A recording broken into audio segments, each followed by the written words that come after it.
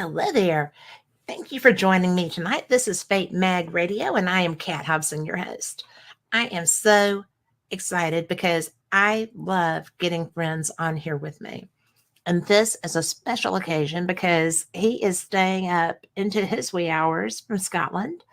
And this is my friend Gregor Stewart. He's an author, he is known as a haunted explorer.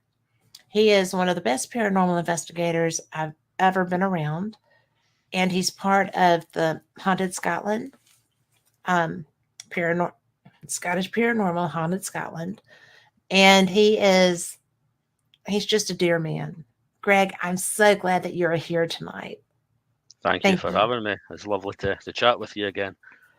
Well, I think that things happen the way they're supposed to, and so not only have we tried for a couple of weeks to get this done, Yeah, but we are, this is our second take.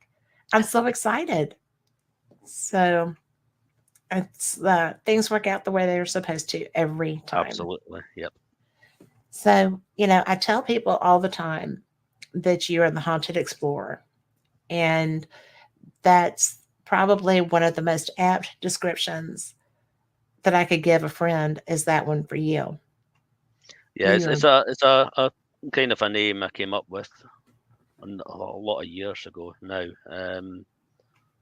It was actually the name of the first book that I wrote when I was first dipping my toe into writing about ghost stories.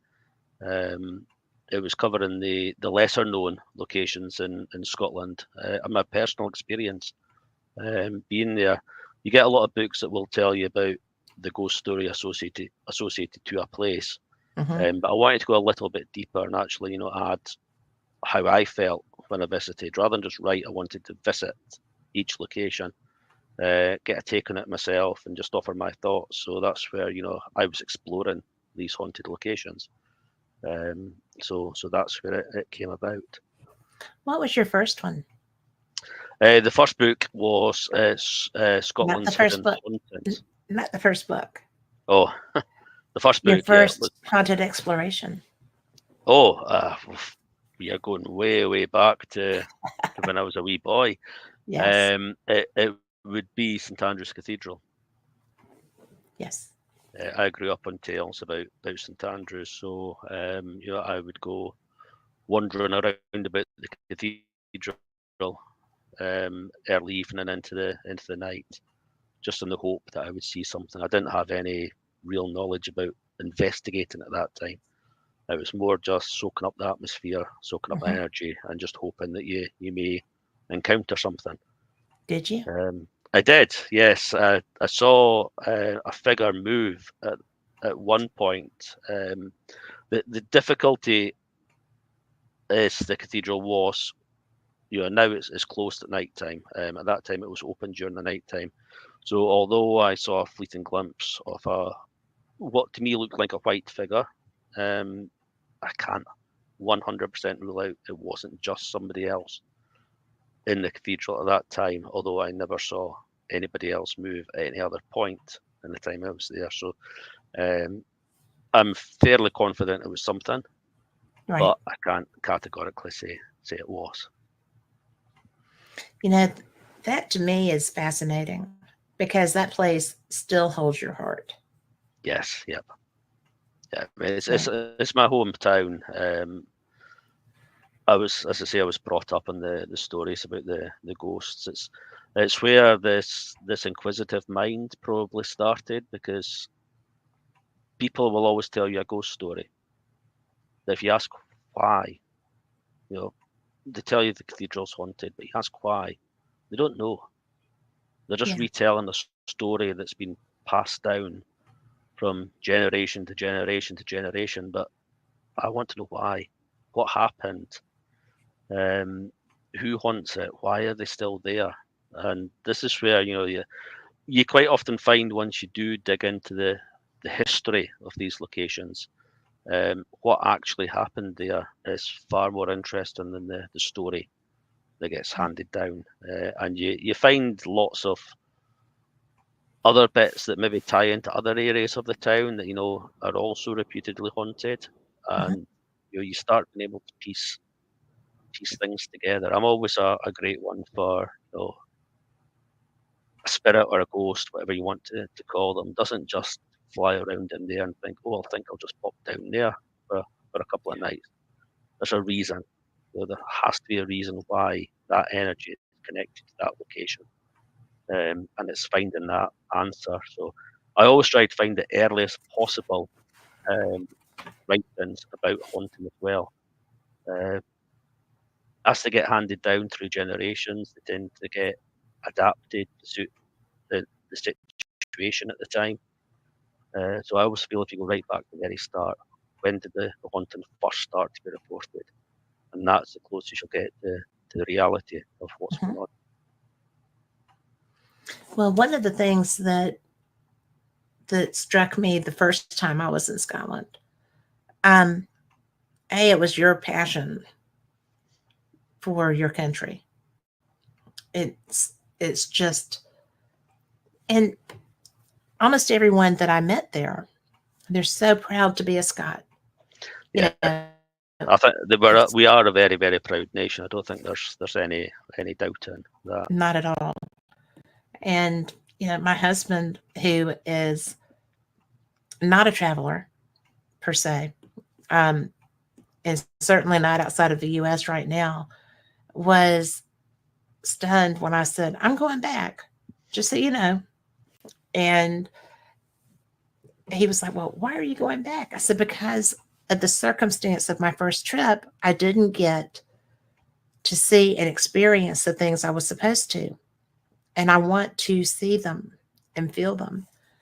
And he was like, "Well, you can't really argue with that." Right. So when I kept adding an extra week here or there, he started going, like, "You're coming back, right?" I was like, "I'm coming back. I will always come back to you."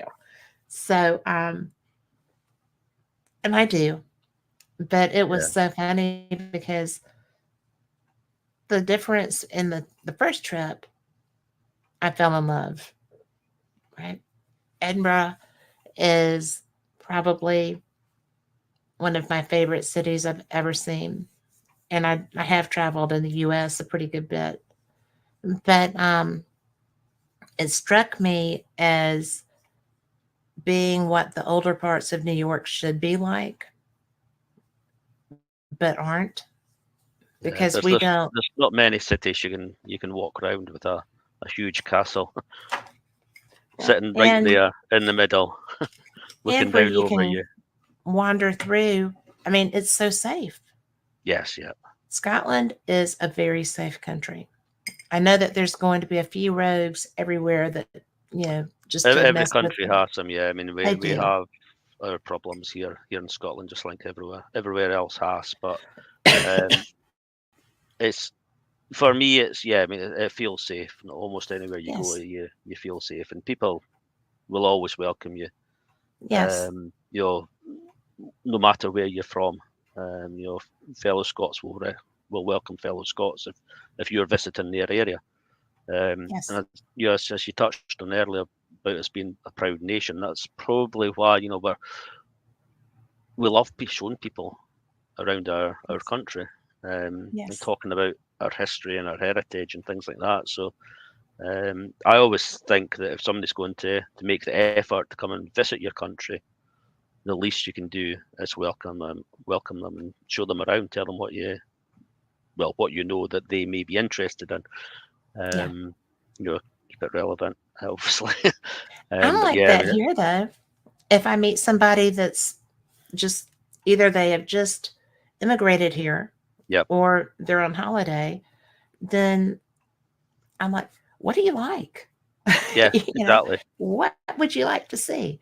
Yeah, that's And that for me is the part of the important thing is to actually ask the person what is it that yeah, you want to see, what you're interested in. There's yeah, no point in me going on about something that they just have no interest in. I Take know. time to get to know the person first, and then share what you can with them. Mhm. Well, you do that very well. Thank you. So, well, and we had talked about your first book, you know, The Haunted Explorer, and you've got so many different ones. What, Yeah, I mean, 23? us 23 books the now? 20th, I think it's the 23rd one. I'm just finishing off just Yeah. now. Um, I initially started writing ghost stories, but as I mentioned earlier, when you're digging into the history um, for what could be the reason why a certain location is haunted, you find out so much more about that area, the town, the people, etc. And to me, they were stories that were too good not to be shared.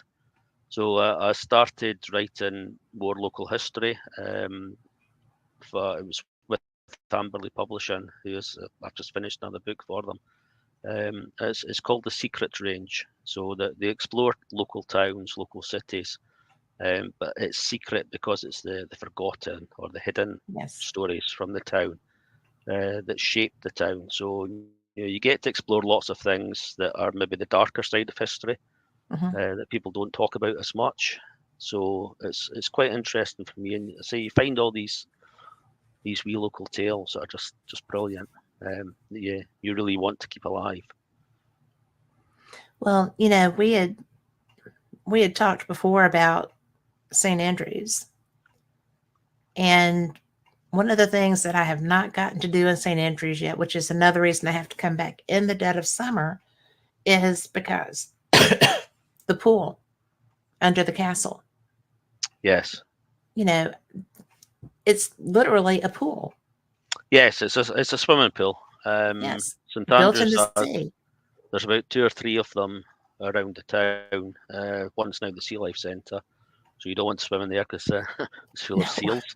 Um, but and yeah, they're aggressive, or can be. there's several just pools, Hmm. as you say, literally built into the sea. So the water is changed naturally twice a day with the tides coming in and going out. Yes. And growing up, that was where we all used to go as kids. We would go down there, especially the Castle Sands. It's a small beach, Hmm. small pool, so your parents could sit on the sand having their picnic. We as Yes. kids could be climbing the rocks and swimming in the pool quite safely. They knew that we couldn't go too far. Yeah, it was a lovely place to grow up. You know, I have, we have beaches here in my state, and I am constantly on them when I can be. And I think that it was such a brilliant thing to see because we're open water. We don't have barriers like that. And that was so brilliant to do Yeah, that yeah. But if because I we don't have know a if you lot of went further riptides and around, stuff. if you went further around to the West Sands in the town Hmm. where Chariots of Fire, that's probably what it's most famous for, is the I opening have my scenes from picture Chariots taken of Fire there film. running. Yeah, that's much more going out into open water. Hmm. Um, that's straight That out into looked the like North my Sea. beach. Yeah, Yeah. that's out the North Sea. That's when you Yeah. went down there as kids. That was a bit different because you'd go swimming, you'd end up half a mile up the beach when you came back out, and then you had to find your parents on the beach someplace, which was a Yeah. different experience altogether. I imagine so. But that's what we are. My beach is on the Gulf of Mexico. It's not the Atlantic side. And I do think that water is a little bit more interesting sometimes.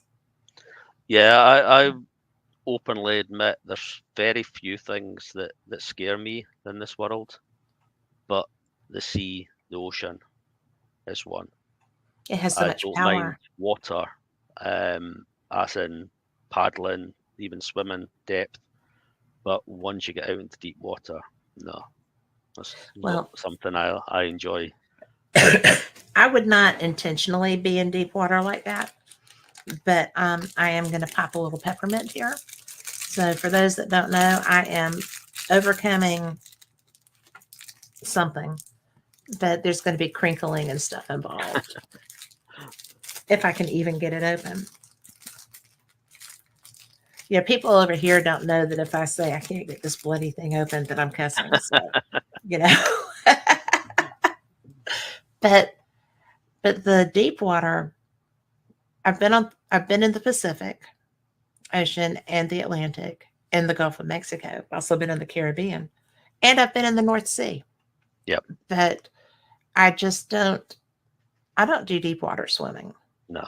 I stay in close because we have such an issue with sharks here, and I'm sure that y'all have tremendous sharks that you kind of have to respect that. Yeah. I mean, I we're don't want to be fortunate in that lunch. we have basking sharks, but we don't have anything that would eat you. Oh, okay. Um, the basking sharks will, on very, very rare occasions, accidentally swallow you or take Are you in they the mouth. big? Oh, huge, yeah. Oh, so they would actually swallow you. Yeah. I mean, they swim with their mouth open. They eat plankton. They're not meat eaters at all, Oh, but okay. they So they're constantly swim with their, filtering. yes, their mouth's wide Okay. open. So if you're unfortunate, and there's been very few occasions, but you may get drawn into the mouth, but they'll very quickly spit you back out because you're just a blockage to them. Well, I would think that we would not be a tasty morsel to them No, no, definitely not. unless you've been It's in the salt water long enough that you're a fish. you're just a blockage, so they need to get rid of you so they can continue filtering the plankton. But that's the worst we get, fortunately. But That would not be freaky at all, right? no, not in the Oh slightest. my God. But again, I just relate back to the fact that there is so little known about the ocean. Yes. Basking sharks are the worst that we've got that we know about. What else is out there still to be discovered? That's a Yes. different question. And that's not what I want to find out. I don't want to be the guinea pig, No. right? So I feel you on that. Well, I will say that popping my Legion's cough drop here, but it's what every talk show host wants is to have a cough drop in her mouth. But when you started with your explorations, did you actually live in St. Andrews? No, I moved out the town when I got married many years ago. St Andrews is a town that's quite prohibitively expensive, unfortunately, to live in. Um, so we moved out of the town with the full intentions that as our careers progress, we would move back.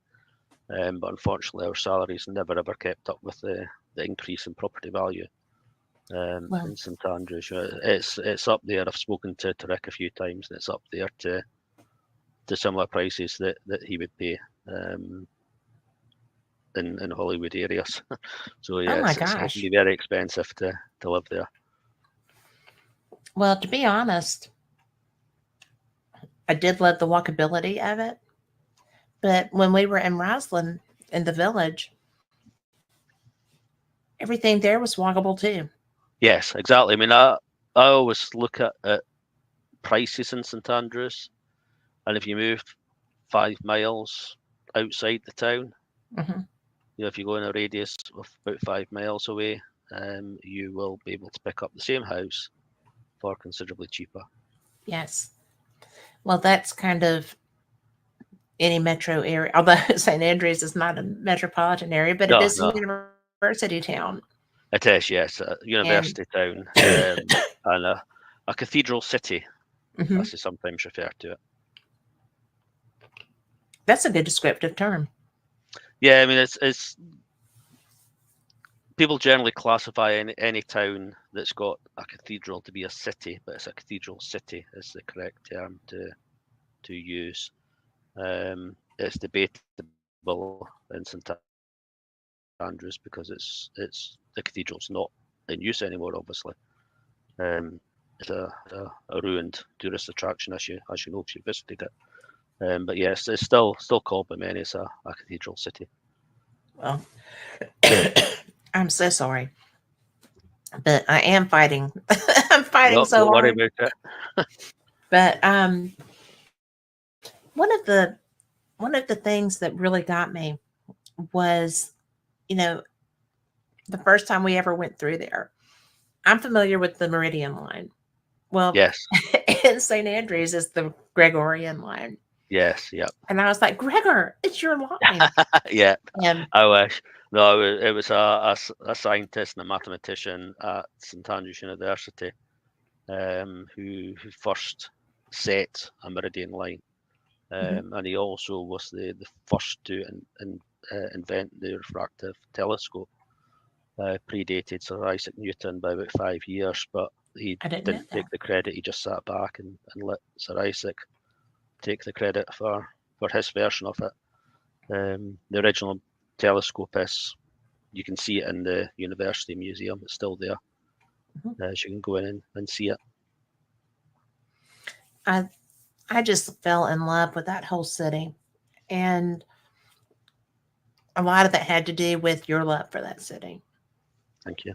Because the Yeah, first time, we were on that Baton Death March through St. Andrews that day, but you really did such a good job of just absolutely sharing why that was such an important and lovely place. yeah. It was And a bit of a rushed tour, that one, to say the least. I was But like, yeah, I mean,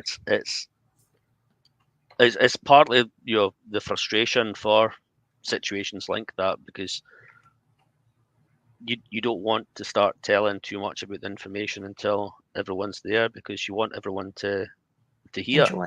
about it and yeah, and enjoy and learn about where they are.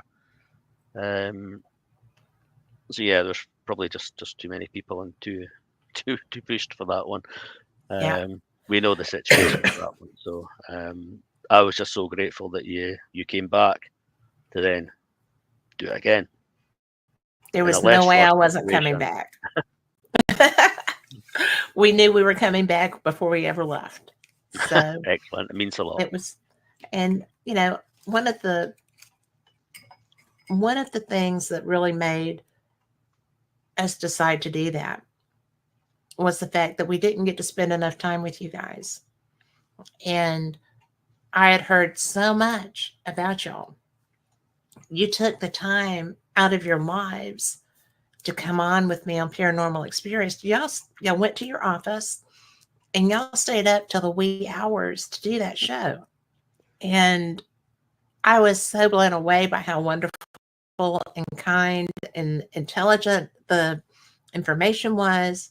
It wasn't any kind of like woo kind of thing. It was like scientists were researching, we're trying to find this information, and this is what we're doing.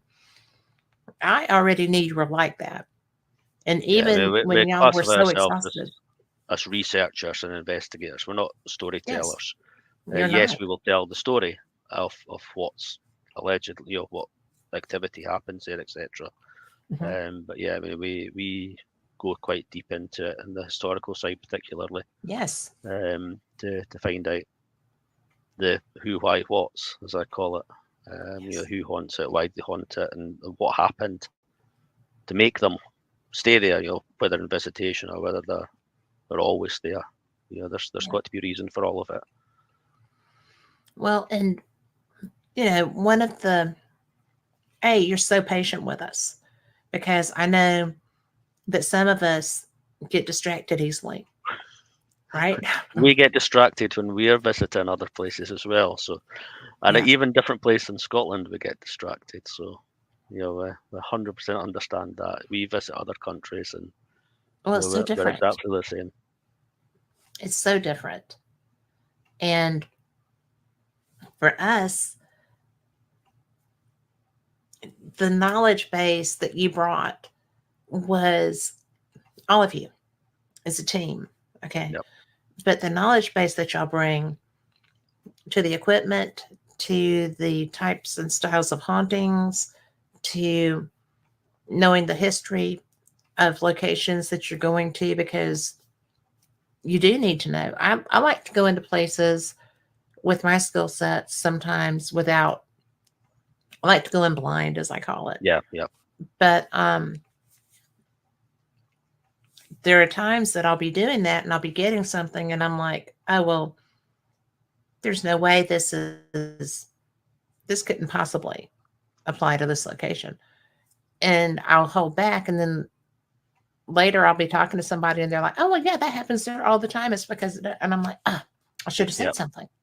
So now I've gotten to where I do say something, and yeah, there Yeah, you go. whenever we are doing we host quite a lot of public events where members of the public come along to investigate with us, and we always say that if you see, feel, hear anything, say it. It doesn't matter how daft it may feel at the time, because it may click into some relevance. Hmm. And as you know, when you're in an investigation and you've only got a limited amount of time there, Yeah. if there is something coming through, some communication or sensation or anything, you want to follow that line of inquiry there and then. You don't want to wait half an hour for somebody to then tell you to break, and Yeah. then you're too late. You've lost that connection.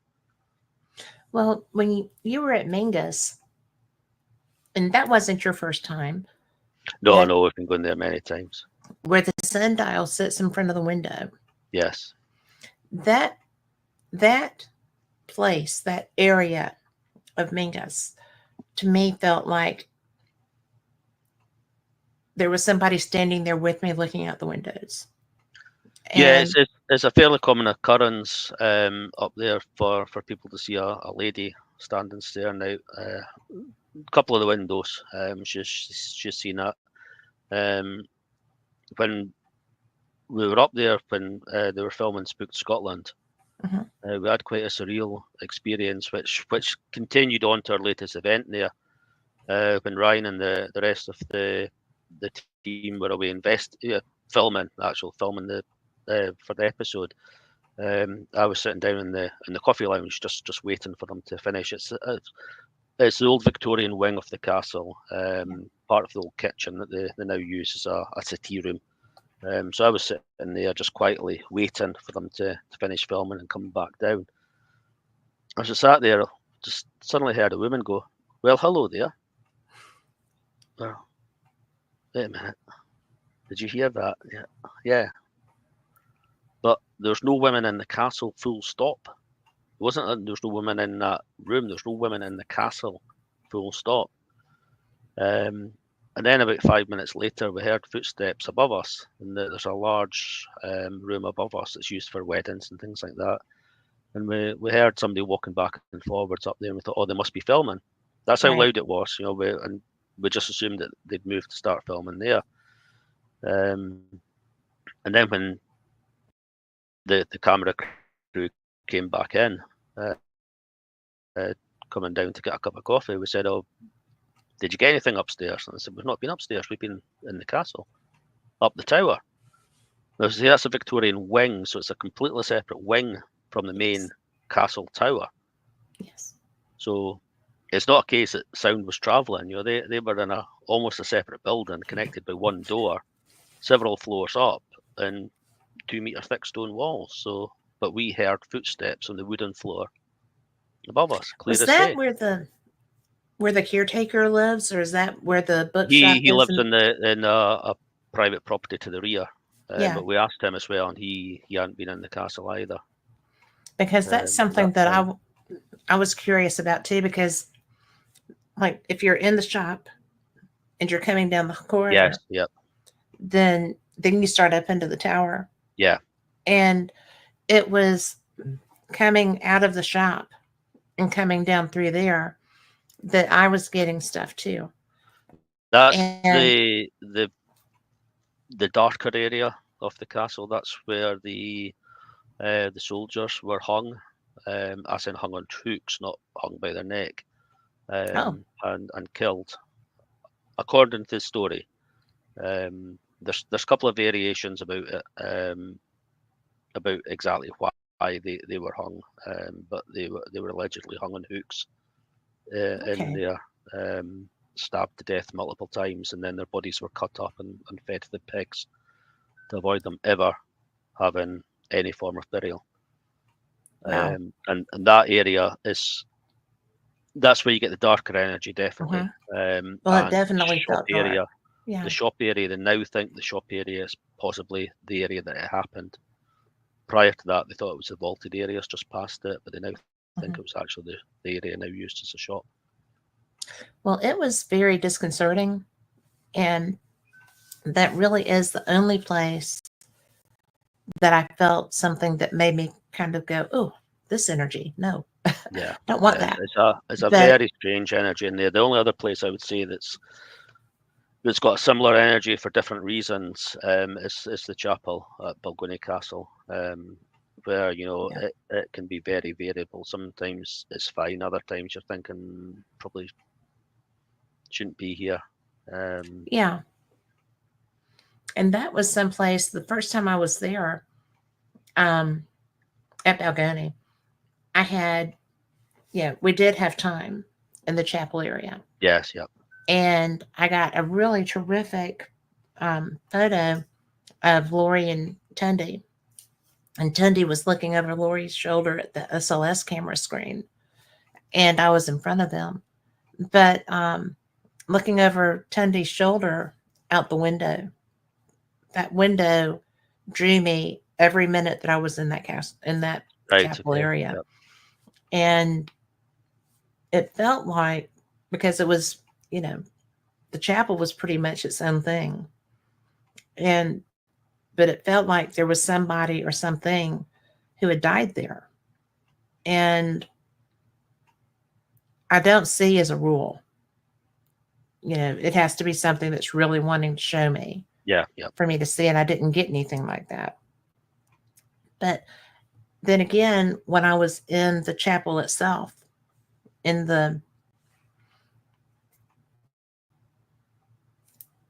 in the door, in the doorway, going into the darker side, it was that was a darker side. Yeah, And I was not welcome there. I mean, yeah. I mean, and the spirit that we encounter in there on a fairly regular basis, he doesn't seem to be very favourable towards women not at um, all.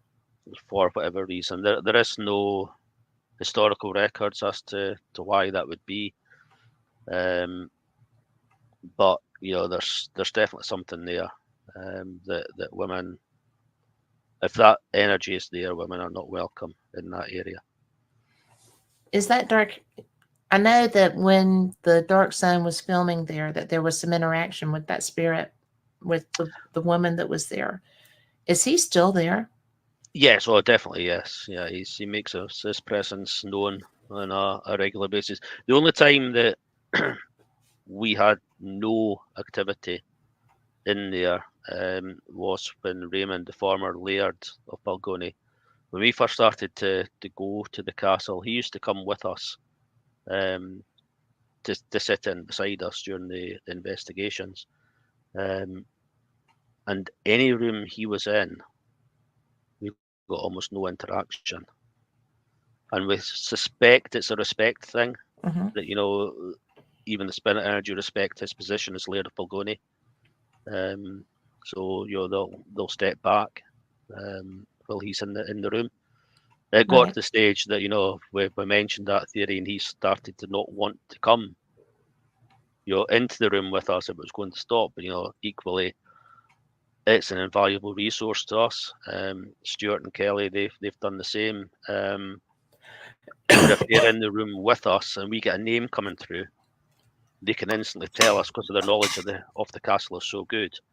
They can instantly tell us who that person is, what time period they were in the castle, which lets us then relate the questioning to that particular their energy. Whereas if we didn't have that knowledge there, it would be a name that we'd then have to research later on, and then realise as I mentioned earlier, we missed that opportunity. Excuse me. I'm going to need to pause just a minute. Not a problem.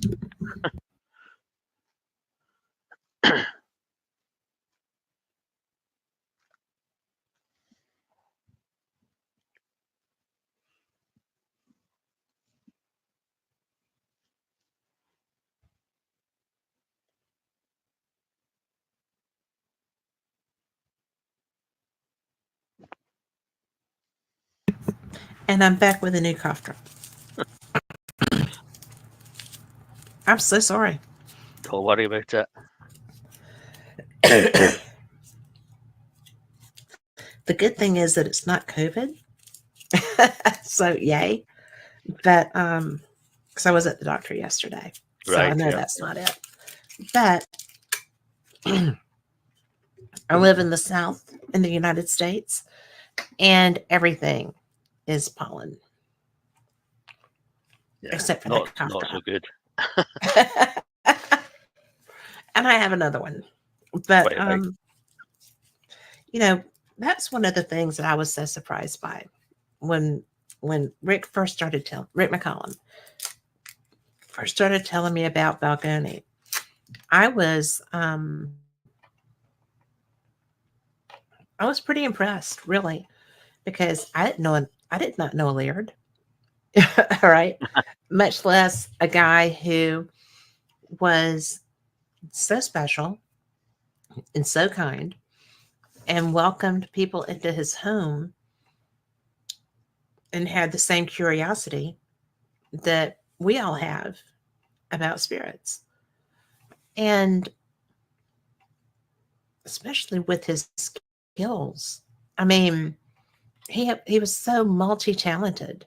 Yeah, I mean, he was an incredible man. Unfortunately, Stuart's been able to carry on a lot of, you know, Stuart's multi-skilled as well, and Stuart's got the same level of knowledge that his father had, fortunately. So he's able to carry that forward when we're continuing investigations. But yeah, I mean, Raymond, the previous Laird Stuart's father, he carved all the doors within Balgony Castle. Exact replicas of other doors and other historic properties, some of them. Whereas Stuart's responsible for restoring all the stonework using traditional building methods, to bring the castle back to life. And to be totally honest, if it wasn't for them, that castle would probably be lost by now. I could see that. And you know, when I when I saw the first door, I was blown out of the water because the intricacy of his work was so beautiful. Yeah, And then when I got up to the Great Hall, that one's just as beautiful. I mean, the man, I knew that he was a master leather carver. yes, yeah, I did not know his woodworking skills were so astounding. And yet, everything he did was brilliant. yeah. You know, The when we were there, heraldry, writing, and painting as well. All the yes, paintings throughout the castle are down to him as well. So yeah, very very talented man. yeah. And that is somebody that I have regrets about not having been able to meet several people, but he is one of my main ones because I think I respected him so much without ever even having met him. You know, Yeah, it yeah. I was, mean, anyone that has met him, anyone that we've taken that this has been lucky enough to meet him, yeah, are really just blown away at how his passion, yes. for not just the castle, because he restored other buildings previously as well. Well, he held Um, two lairdhips. yeah, So, the passion for just history and preserving history. He always said he's only a custodian. yeah, The castle was there before him, and it'll be there after him. So he can only do what he could do in that short period of time. That he was the custodian. Now that custodianship has passed down to Stuart, who is equally as passionate yeah. about everything, and is following on that tradition to keep that castle. So for it'll be there for future generations to see. Well, the my favorite thing because Rick did not understand why we were in the museum when we were there. Yes, yep, And I know that y'all knew why we were in the museum when we were there. But, you know, until Stuart came in and was telling us, you know, I made this with my dad. This was my dad's. yep, This was from this era. This was that. We were right at his workroom yes, yep, and, you know, where the man created those doors and even his own casket, right? yes, I yep. mean, the man was astounding. And then we're sitting there, and all this activity started happening. And Rick was like, wow. And I'm like, yeah, let's step this pace up there, guy. Yeah. And everything was going off. My camera turned off like 7 or 8 times. I think more than that, but 7 or 8 times that I know of. I had a full battery. There was no Right. reason Yep. for that camera to fail. And Mikey is filming and he's like, hmm. And so Rick is, doing stuff. And I'm sitting there. Rick says, well, obviously, this is someone who knows how to use this equipment. And I'm like, come on, dude, come on. And I mean, because there's not a soul there did not know that the Laird would come to Rick, right? And it was so cool. I've Yeah. never seen that level of activity in one room. Yeah. Well, there was a two two reasons that we chose that area for you. One is obviously the connection to Raymond, but it's the museum area is full of so many artifacts as well. Mm-hmm. Potentially connected to historical figures like Rob Roy McGregor. Yes. So all of these items potentially have energy connected to them as well. But it's also built on top of an old watchtower. Yes. The castle walls continued round that area. So there's many reasons and many levels of potential energy in that particular Yes. spot. So we were interested to see which may come forward, and It was we're very crazy. glad Rick got the experience he got. I think that meant a lot to him. Well, you've seen Mikey's video of that, right? I've not seen the video yet. No, he sent me some videos, but I've not got that one. I will send that to you. Yep, that's great. Because I started out seated and I got up because of the sensations. So I'm looking over, and when that REM pod started going off, it looked like fireworks, like it was climbing. In my eye, it looked like it was climbing the antenna. The Yep. video doesn't look like that, but I've never seen a REM pod do this. And Mikey, even in the video, Mikey even goes, my REM pod don't do that, bro. I mean, and he was right. But I just thought, this is astounding. And Rick is like, oh, well, obviously, and I'm like, dude. I mean, he's my best friend. I can say that. Dude, you catch up, Yeah, I think that in fairness, the journey overwhelming. back from that investigation was probably the quietest I've seen Rick post Yeah. investigation. I think he was still processing, what had happened Yeah. during it. And it only happened with that level of activity in that first session. Yeah, yep. It was like, okay, now It's probably just I'm here, now you know. Yeah. But as we always say, no spirit's a performing monkey for our Not even a entertainment. little bit. You've had the confirmation and the the information that you need to know. Mhm. So step back and let somebody else come forward if they want to. Yeah. But it was just truly, and one woman who was in there with us, I can't remember which lady it was. She was so brilliant, but she kept asking for the password. And I'm Yes, like, yes. Raymond he's told us that there's he's a code he is word. showing you his password. It's Yeah, no, okay. I have not checked my recordings. I there's a just specific remembered word that. that he told us that he would say to us. Oh, Rick and I have one. As you say, I mean, he was passionate about the paranormal himself, and more out of curiosity. Mhm. He was just as interested in whether there is an afterlife as any of us are. So he always said that he'd give us a word, Yes. and if it's him coming back, he would say that word to us.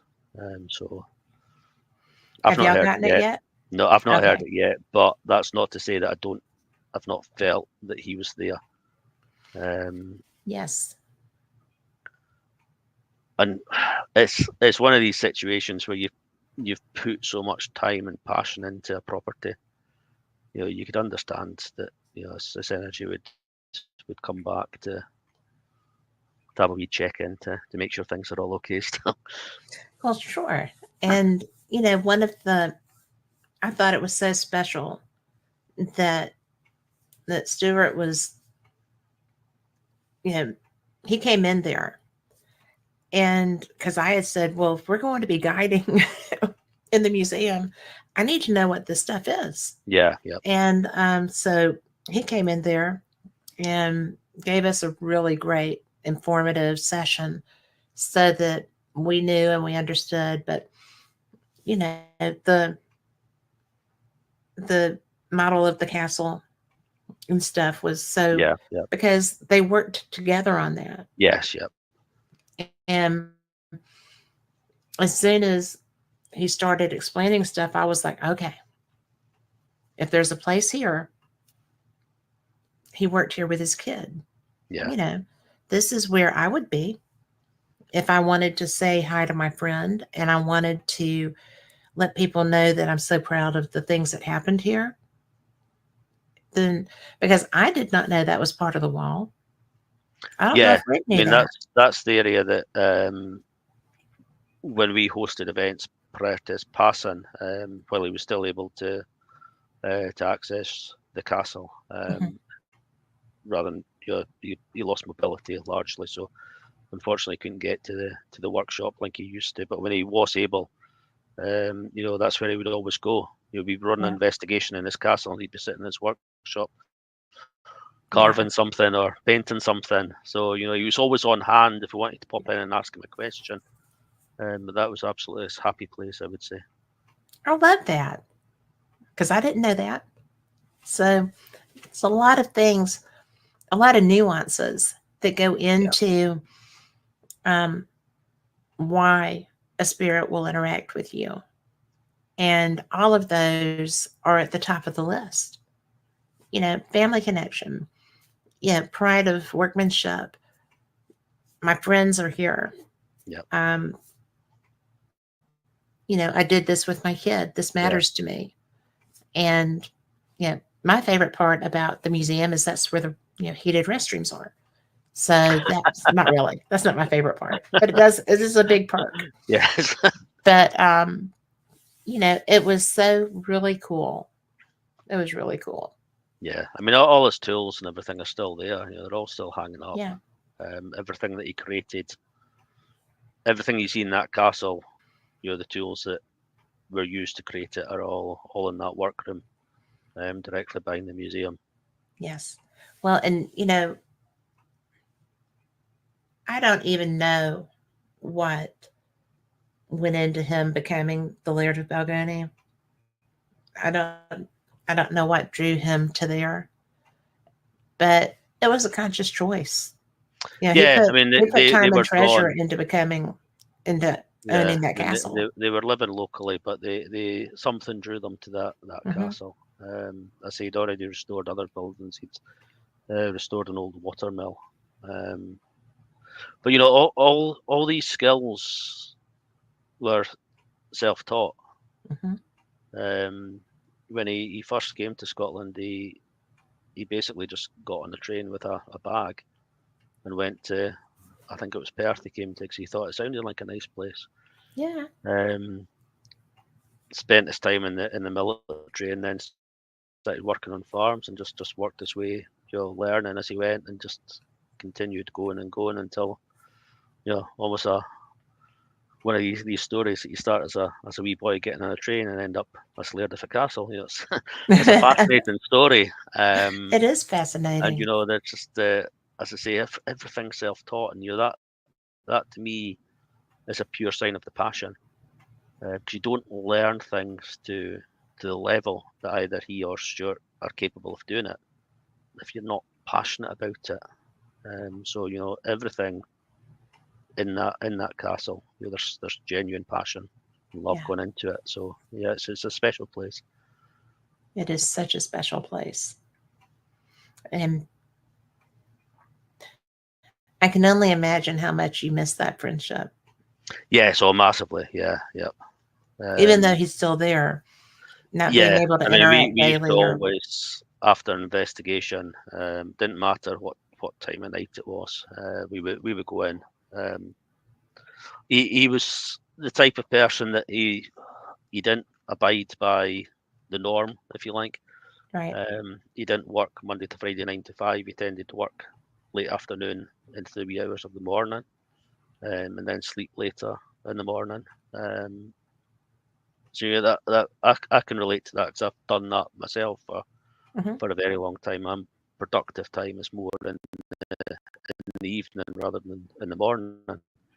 But it meant that we could finish an investigation at 2, 2:30 in the morning, and he would be sitting waiting for us to go in and give him an update and tell him what had happened. And he was always fascinated by everything. And the amount of times you would say something and he knew immediately who or what it could be that you were talking about. It, Okay. it was brilliant, just because I say he had that depth of knowledge that um, he could connect things and give you good pointers for where to go. And other times, he would sit and read. You tell him something that happened, and because he had a massive collection of antique books, he would sit and go through them and find some information for you. Um, Kelly does that as well, Stuart's wife. I mean, she's got the whole family tree for the castle. So, we can come up with a name that if she's not familiar with it, she'll research it for us and come back to say, oh, this was the connection to the castle. So we can start to make these links, which is, to me, is very important because, I mean, Yes, if you're speaking to spirit and want spirit to speak with you, at least you can do is know who they are and what their story is. I agree with that. You know, Yes. I always think that how bored must spirit be from people going in? Is there anybody here? Are you a man? Are you a woman? So we get asked why do you keep going back to the same place? We say, well, we believe that we've built up this trust and the connection with the energy that's in that castle now. They know us. We know as much as we possibly can at this stage about them and who they are and what their story is and what their connection is. Um, so it's that kind of bond, trust, whatever you want to call it, that we tend to get more activity from them because they know us. We, as much Yes, as we possibly can, know them. I agree with that. I have people that laugh at me because I have places I like to go. And for a long time, through COVID, since COVID, um, I've had a lot of stuff happen that I couldn't investigate nearly as much as I would like to. And so now that I can get out and go and do things, it's so much, it's so special. And, you know, my local haunt decided that they were going to just be a museum now. They weren't going to allow paranormal Yeah, investigation. And I was just kind of like, well, but you might not have a museum if it hadn't been for the paranormal community. And the lady got offended because, you know, well, so we had a kind of tense discussion about that at one point. yeah. We've unfortunately got places here that are going similar. Yeah. Which, and again, I kind of get it, because I know of instances where teams have gone in that haven't been as respectful as they should be, Hmm. to the building, the artifacts, or the staff, or all. Um, Right. but I think it's a bit unfair to brand everyone with the same because you've had a couple of bad experiences, Yeah. or because they've built a stage now that they're very successful as a historical museum or whatever themselves. So Well, it's more of an they event forget the center now. yeah, they forget the step up the paranormal community gave them to actually say get where they were. Yeah. Plus, I think again, talking about respect, if I knew I ran or owned a museum where people for years have been investigating against spirit activity, who am I to then say nobody can speak to them anymore? What effect could that possibly have?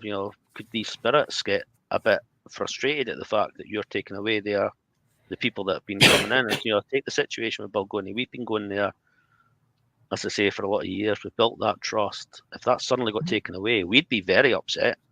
Would the Sure you spirits would. also be very upset about it? Sure. It's Well, just one of these. We don't know the answers, but it may be that they're soon asking for teams to go back in because they're experiencing activity, and that activity may be prompted by the spirits expressing that they're not very happy about I what's being think that's always a possibility, um, particularly with the place that I'm discussing, because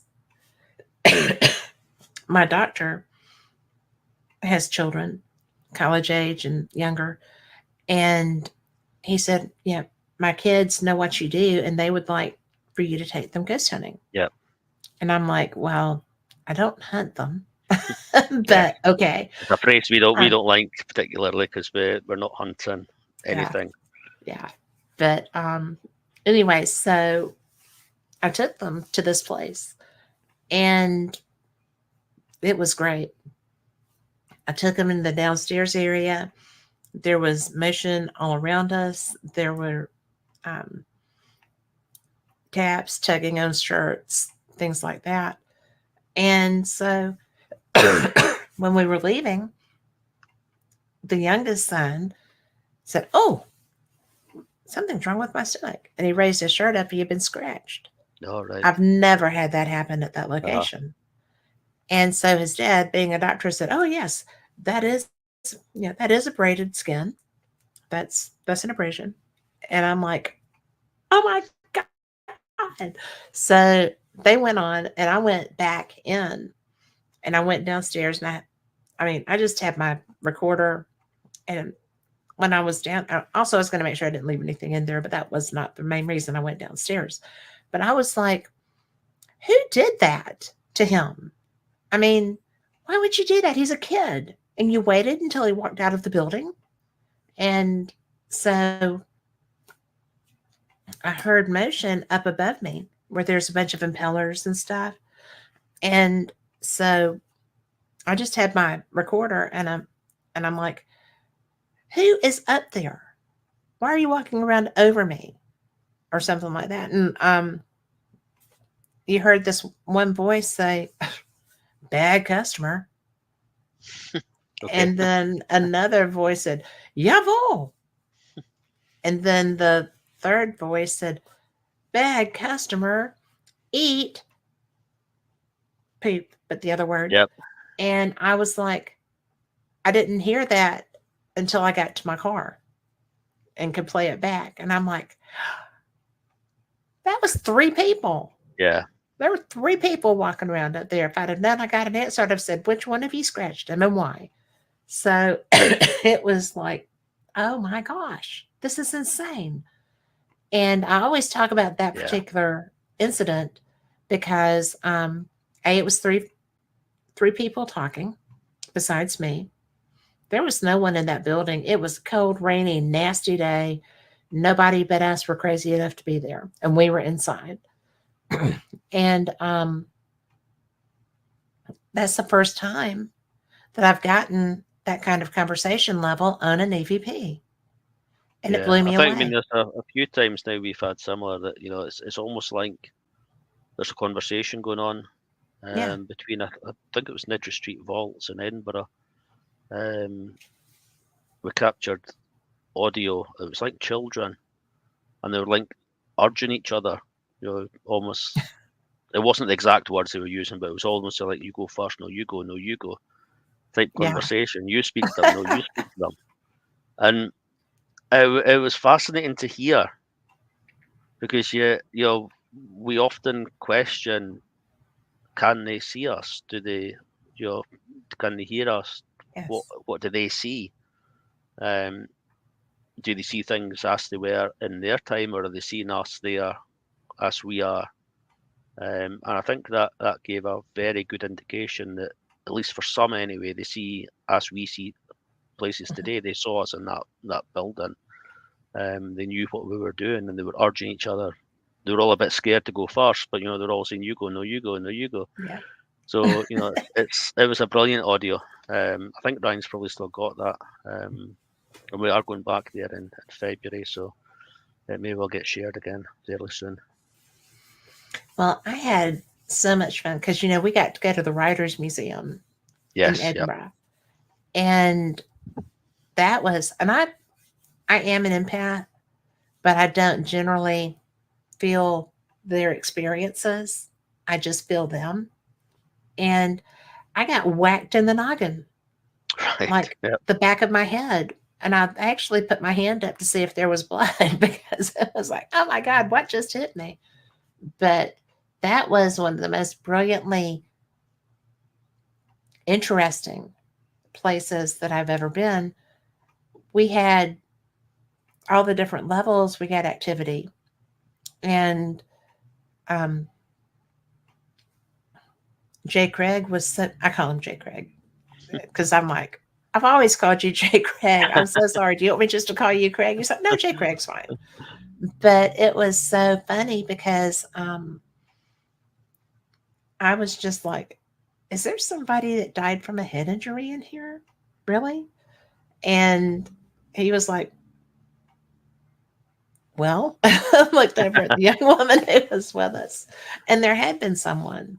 yeah. And, Yeah. That's a so, location that's we're meant to be getting into, so hopefully we'll get in well, ourselves to investigate that one fairly soon, because it's certainly a quite a it was building. crazy. And this was in the upstairs, on the upstairs floor. Yeah, And there's two rooms up there.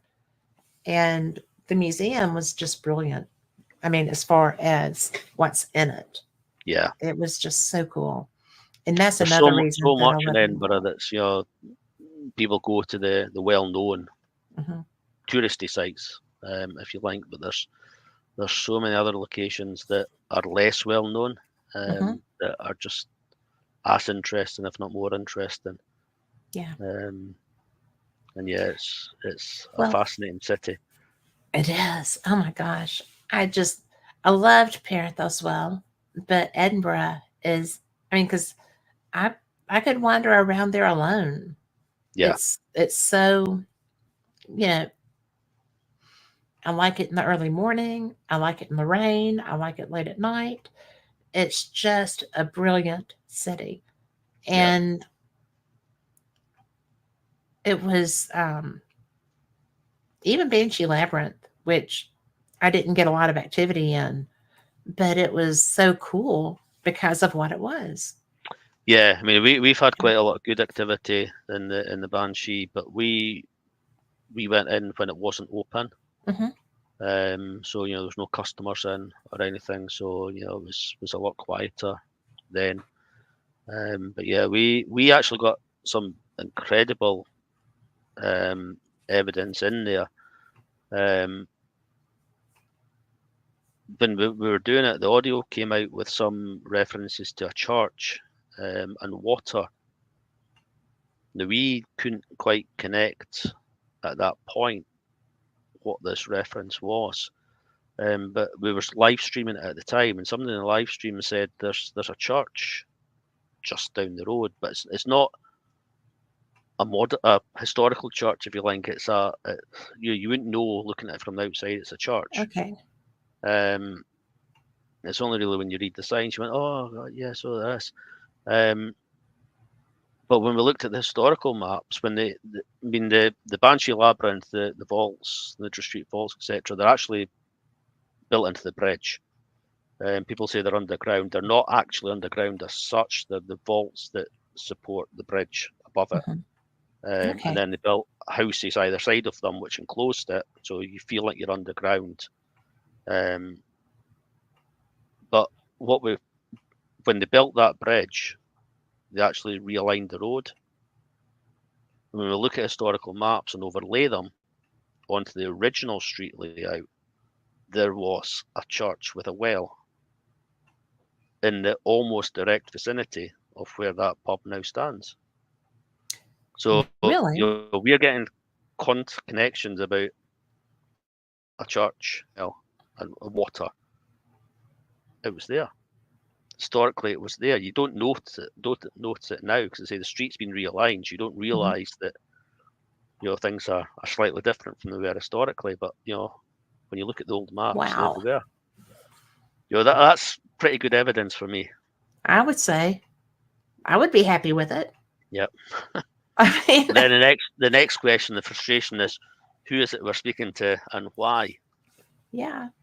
So we probably need to go back. Another investigation there's probably long overdue to find out. But I mean, we kind of got distracted in there by the energy from what we later found out is the room, is the pool room, the snooker room in the bar, which actually sits directly above the stone circle and the vaults below.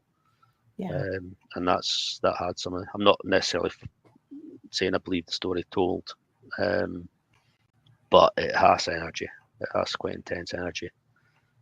So that That's room being directly above it, you could understand that that energy could come up through into that chamber too. wow. That is interesting. That is one of the things that I love about you and your writing is that you do find these things. I Yeah, I mean, mean, as I say, I think it's just important to understand why. I've always had this mind that I need to understand why. So if somebody tells me how something works, I need to know why. How does it work? mhm. Um, and equally, if something's haunted, why? Yeah. And there's lots of questions. If some place has been haunted hundreds, thousands of years, what's the energy source? Something must be Yeah. fueling this activity. So what is it? Are there ley lines under the area? Is there underground water? I've just asked the question on our pages. I'll be sharing onto the website in the next couple of days about anniversary ghosts, Yes. um, because people report activity on certain anniversaries. But no, I can't remember the exact year, 1651, I think it was. We went to the Gregorian calendar. We lost 11 days at the start of September. So when we're looking at the calendar today, take the Battle of Culloden. That's probably the most famous anniversary ghost in Scotland. If you're looking at the anniversary of the battle today on today's calendar, you're 11 days out Hmm. because we jumped forward 11 days when we changed the calendar. So Okay. if it's not the lunar, and I mean, again, lunar's not an exact science, but if it's not the lunar or 12-month anniversary, why does activity happen on a day that isn't actually the The real anniversary? day. Is it because so many people are focused, their energy, their thoughts, their remembrance on the battlefield, and that fuels activity to happen? That's my personal thought of That's what prompts it. fascinating, though. There's other theories that people look for activity on the anniversary, whereas they don't look for it on other dates. So that activity might always be there. It's just you don't notice it because you're not looking for it. So when you look for it on the anniversary and find it on the anniversary, you assume it's anniversary. Hmm. Whereas it's not. It's just always there, but nobody looks for it. So there's so many theories, but yeah, I mean it's just a fascinating area for me that trying to find out the whys. I think that I do think that we can manifest 100%, activity yeah. ourselves, but I also think that things that you were just discussing, you know, they are like at Culloden. Okay. Um, I wasn't at Culloden on any specific day, historically speaking, that I'm aware of. And I had a really intense experience. And Liam Shanley had told me, Yeah. you know, there's a marker over here that people report stuff about. I'm not going to tell you about it, but if you get anything in this area, let me know. And I had gone a good bit past that when I had my experience. And I actually had to leave the battlefield Right. Okay. for a few minutes because it was really, really intense. And so, not because I was scared, but because there was pain involved and I needed to get away from the energy that was creating the pain. And it was just kind of a disconcerting thing. And when I got back, I mean, I was tender for a couple of days where I Yeah. had that. And so I was just like not really interested in talking about that anymore at that point in time. But it struck me as being so bizarre because I had walked past that that marker, Yeah. Yeah. but I had gone down a fair amount, you know, not forever away from it, but past it when it started feeling that way. And I thought, well, this is the second time I've had something like that since I got here. Yeah. And I don't want any more of these. you know, I'm done. Thank you. But it's really weird how they will manifest, because I'm an empath. I'm sometimes a medium. I mean, I'd really choose most of the time not to hear. And I definitely don't want to see a death state. And I put that out. I'm like, I don't want to Yeah. see your death state. If you want Mhm. to communicate with me, you have to be you. And, you know, you can tell me what happened, but I don't want to see what Yeah. happened Yeah. because I'm squeamish. I don't deal with stuff like that very well. And great big sissy girl. but it's like when I was at Culloden, no, Chorus. When I was at Chorus, Yep. I had, some experiences there that I don't share because they were a little weird. You know, I didn't know what it was because I didn't know their history at the time because I'm like going blind. But I did know some of the stuff that had happened, like the young woman that was buried under the rock and things like that in the Yeah. sea. Lily CD. Lilies, yes. That to me was bad enough, and that wasn't the worst. No. And so I just was kind of like, well, that's enough. I don't need more. I know. And because I was speaking with a young woman this week who is a witch here, Yep. and I had just found out that there was a museum and in Scotland. And so when I was talking with her, just our conversation, I was like, well, I just found out about this. She was like, that happened in Scotland? I was like, it wasn't just Yeah. here. I I think mean, this it is was one not of the just things here. people don't realize because Salem is such a famous, Yeah. period of witch trials. It was actually Mary Queen of Scots brought it Mhm. in Scotland. People put Queen Mary on a pedestal as one of these, the first feminist almost, if you like. But Yes.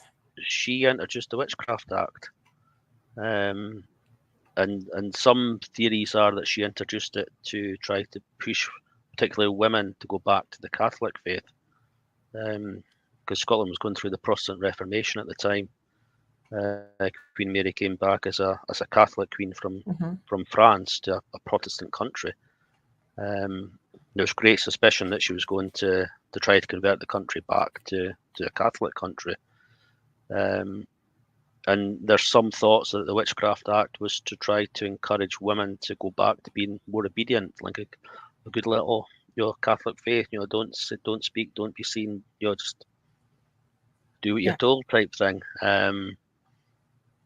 She in fairness never really saw the Witchcraft Act through. It was her son King James who absolutely kick-started the witch trials in Scotland. But it was his mum that brought all these things in. Hmm. That's way back to 1563, and there was a witch trial across in, I think it was Glasgow, Hmm. and the woman was deported to North America, and about a year later, that's when the Salem trial started. So again, there's a thought that her, stories about her travelled across to America with her, and that's what in Yes. turn fueled the Salem's trial. Well, Um, I just found it so odd that there are a lot of people who are self-proclaimed witches, yep, and there are a lot of people who are natural witches. And I believe that there are, you know, kitchen witches and gardening witches yeah. and The people who, important thing to emphasise for the witch trial period, especially in Scotland and across Europe, is none of them were witches. They were mm-mm, God-fearing Catholics mhm, and God-fearing Protestants by that point, because I say the country had gone through the Reformation. But none of them practiced any form of witchcraft. They were, a lot of them were midwives and things like that. yeah. Well, those, The belief was that a woman should just pray to God, yes. for pain relief. So to administer any form of pain relief to them was witchcraft. Hmm. None of them identified as a witch. They were as scared of witches as anybody else was. Witches had pacts with the devil, etc. Whereas they went to church Yeah.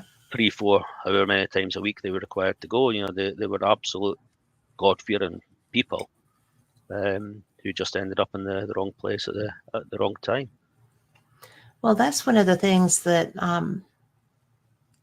I did not know a lot about that until I was there. And a lot of the people that were on that first tour I went through were self proclaimed witches. Yes, yeah, And it was just like, well, I almost said something ugly. I'm not going to do that. That something to do with consonants and stuff. But it was just one of those things that they were all about the witch hunts. And, you know, I think that one of the reasons that that stuff stuck so hard is that it's scary. If you stop to think that people can cast against you and do all these things, even though the men and other women that were making those statements knew that wasn't so. That to me is the tragedy yeah. I mean, because anytime I'm talking about it to people, you've got to emphasise to people, because we can look back nowadays and think, how could people believe this? yeah, But when you've got the church who held massive power and your king, I mean, King yes, James wrote a book, Demonology, about how to identify and find and torture a witch. When you've got your king writing books about it, you believe it. yes, When you're told your child's ill, or your child died, or your crop failed, or your horse died, or your boat sank, killing your husband, and it was a witch, and it was her across the road, you're looking for somebody to blame. you're You know, going you, you, for, you don't have that knowledge. Most people can even read. yeah, So they believe anything that they were told. When you've got the lead authorities telling you, you couldn't Google it. So it was just a different time period. well, And you've got to put yourself in that mindset to understand why it happened. well, something that I think it's just a human thing because at different points in time, everybody has come up with their own reason to persecute someone else. Yeah, Um, the witch trials and things of that nature, you had a populace that was so much more vulnerable than the people gunning for them, and there was no one to defend them because that if was quite some an important thing about Queen Mary's Witchcraft Act. She went further. She followed England introduced their Witchcraft Act first, and then she did the Scottish one. But she went further than the English did. She had an extra bit added, that roughly translated would mean that to aid and abet or consult with somebody who was later found to be an accused witch, a convicted witch, you too were a witch. Oh, So well, that adds a you could different see flavor. your loved one. The amount of times it would, if you're doing a tour about the witch trials, there's always some bloke that will sit there and point at their wife when you start talking about it. Oh, take her, ha ha ha. But then when the reality hits that your loved one could be taken from you, imprisoned, tortured, and ultimately murdered, because it was state Yeah, murder, it is. and you couldn't speak up to defend her. Yeah. There's nothing you could do. You had to explain to your children why they couldn't go to their mum. And then at the end of it, if you could afford it, you got billed for it. Really? Yeah, oh yeah, yeah. I mean, the town That I did not the know. town had to pay for it. There's numerous bills. There's quite a famous one from Kirkcaldy, where the wording is on the pain. You had to pay for the pains of the executioner, because it was such an ordeal for him to have to execute somebody. What about the pains of the I person would that was think most getting of those executed? guys were Yeah, getting off on it. yeah. So you were paying for the wood, paying for the rope, paying for the barrels of tar, paying for their time in jail. Yeah, it was ridiculous. Without a doubt.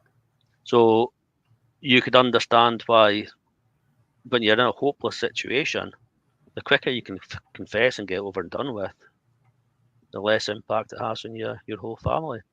You stand to lose everything and anything that they ever owned. Yeah, it was just an impossible situation for people. It is. And to think I loved Kirkcaldy so, because I Yeah, I mean do. but I mean everywhere happened I know. absolutely everywhere in Scotland. There was hardly a town that wasn't affected. Was because I did not realize the Chorus was so close to like Bonnie Bridge and places like that. Yeah, they're So all it's just not far further up from on the urban river. areas. No, But but again, back then places were far smaller. Back then Edinburgh was only what you see now as the old town. right. Edinburgh's built it's either 5 or 7 hills. I can't remember exactly how many, but that's why they built all these bridges to interconnect it. Hmm. So Edinburgh at the time would basically just be the castle on the main street, Princess Street, Yes. or the Royal Mile, down to it, Princess Street and things like that. Never existed in these times. Walled city, Yeah. as most towns at that time were walled, so you didn't leave or consult with anyone outside your town. Yeah. You had no idea what was going on outside. There's one trail from Curas, Helen Elliott. She actually managed to escape, but it's a sign of how desperate she was. Her torturers, her jailers, left her bound in the steeple of the church, while they went to warm themselves at the fire and have a wee drink because they were tired from watching her. But she wasn't as tightly bound as they thought she was, so she managed to escape. But they were completely unaware of it until they heard her screams outside. She'd leapt from the tower, because probably trying to kill herself, because killing herself was more favourable than what she faced. Unfortunately for her, she lived, and she broke. It would have been virtually every bone in her legs up to her hips, and the description is that she had a severe ruptured injury to her stomach. You can imagine landing feet first from that sort of height onto stone. But she was just bundled back into a cart and the next day taken up to the burning site to be executed. You would expect her jailers would possibly get into trouble for not doing their job. But the story came up that while they were distracted, the devil came to save her. And he flew with her out of the window of the tower. And she then looked at him and uttered the words, "Oh God, where are you taking me?" And at the words, "Oh God," the devil dropped her because he was he didn't like these words. Wow. And as a description, she leapt or travelled as far as the streets in Edinburgh. Now, somebody living in Curis at that time would imagine Edinburgh would have massive wide streets. It'd be a massive distance that she travelled. The reality is, I don't know if you ever went into places like Mary King's Close. You could stand and touch the buildings on either side by stretching your arms out. They're very narrow, but because people hadn't seen it, didn't know, they could only let their imagination go on with what Edinburgh must look like. So for them, this accused witch had travelled a vast distance, whereas reality was she was literally outside the tower. Insane. Isn't it? I would like to say that it's so unimaginable that people could be that unkind, but people in different cultures still are. Yeah, I mean, it still does exist today. Yeah.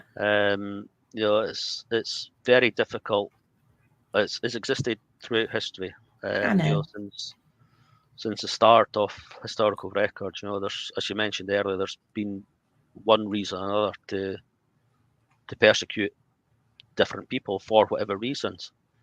And yeah, I mean, it's on the paranormal side, it's quite a difficult one for me as a researcher, because what I've found, we've investigated places connected to the witch trials. We tried to speak to the ministers, the jailers, things like that, because personally, I don't believe that the accused would be there. Why would you come back to that No, place? I don't think so either. Whereas the ministers, the jailers, who spent a lot of time in these places, they may still linger. And you can go in, you can berate them, you can ask them if they're disgusted at how they acted, etc. But as I mentioned earlier, you've got to go back to their time period. They were acting in good faith. They believed, truly believed what they were doing was correct. That these people had signed pacts with the devil, and that they were out to kill their children, sink their boats, etc. So I personally have had much better results asking, rather than are you ashamed of what you did? The best results I had was I said, I'm a minister from a neighbouring town. I need help. Can you help me? I started getting answers. Yes, things like that coming Really? through. Thinking, it's difficult because today looking back, you're disgusted at what happened. But to get a response from the spirit, you've got to think their time period, their belief system. They don't know they were doing anything wrong still. So it's a difficult and curious one. Yeah, that would make that investigation so difficult. Yeah. I really would not have come up with that. It's a great point. Thanks. Yeah. It's just taking that backward step and thinking, wait a minute, I'm not getting anything from asking you if you know you're wrong. Maybe they don't know they're wrong. Yeah.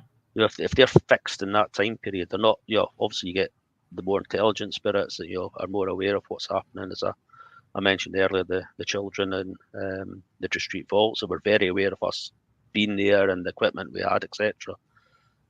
But equally, you've got other ones that potentially are still in their time zone, if you like. Yes, they may be aware of you asking questions. They may not even be able to see you. The amount of times we get called witch, it's a very common thing comes through in our audio. And initially we thought there must be a connection here to the witch trials, but we actually now think that we're getting called witches because of what we are doing. We're talking to the dead. We're using devices with flashing lights and things like that. So are we getting accused of being witches because of what we're doing? It would be interesting to go back and go through the experiences where you were getting that and see if there was any activity happening around you. Yeah. Like they were trying to capture you. Yes, exactly. Yep. That would I imagine you've got a lot of evidence to go back through to look to see if you can find We've got it. so much evidence There's still so to much. still to go through. It's quite unbelievable, and it's just growing and growing and growing. We are so busy at the moment, and yeah, next year's going to be the busiest year yet. This year's our busiest year yet, so we've got a mountain of evidence that we're still working through, and we keep adding to it. Yes, I have that same problem, and it's just me going through it. It's like, oh my gosh, Well, for why do me, I? it's predominantly Ryan that does all the analysis side for the audio. Because I mean, that's his area of expertise. Right. I dig up the historical side, whereas Ryan does he does some historical as well. But he does all the audio analysis. Well, he's So really good it's at a that. lot of pressure. Yeah. Quite often if he gets a really good capture, I'll hit the books to see what I can find to try to connect it. Yeah. Yeah, Well, it's a never that's ending task. that's why y'all are such a good team, though. I mean, everybody brings something to the table.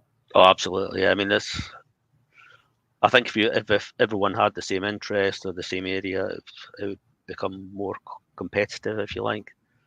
More competitive, and also, um, boring's not the right word, but Yeah, you would be I like, don't think you get the same results. yeah, If you're yeah, not you'd have exploring the every one avenue. trick pony kind of thing. Yeah, yeah.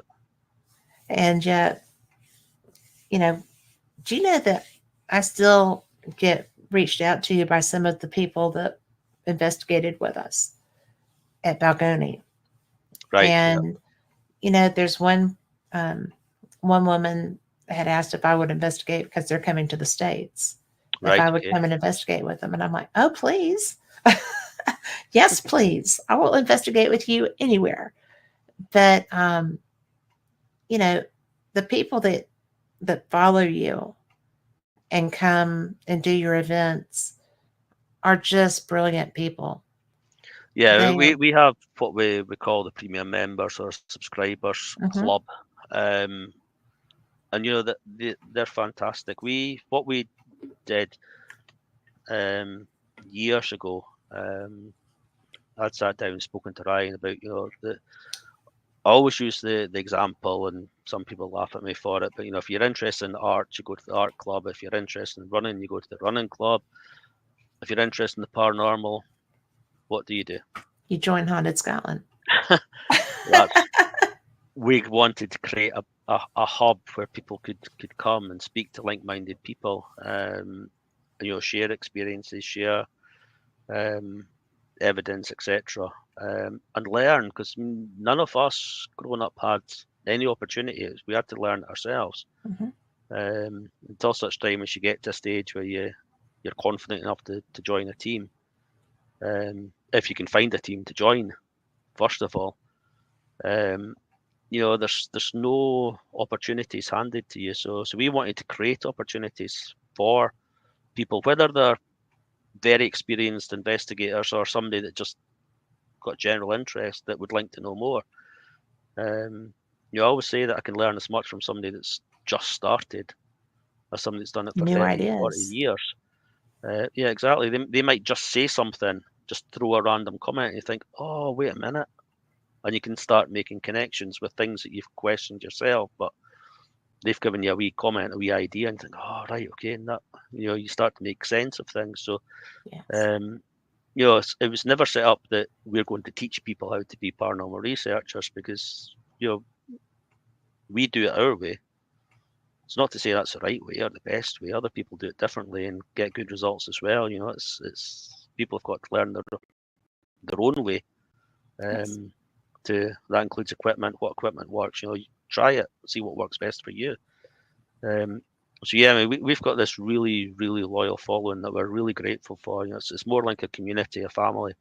We quite It often is a refer to them as community. Scottish Paranormal family, because that's what it feels like. The people help each other with travelling. Let them stay at their house, go out for meals with them. We've seen people that are event goers came to us as just event goers and now running their own teams.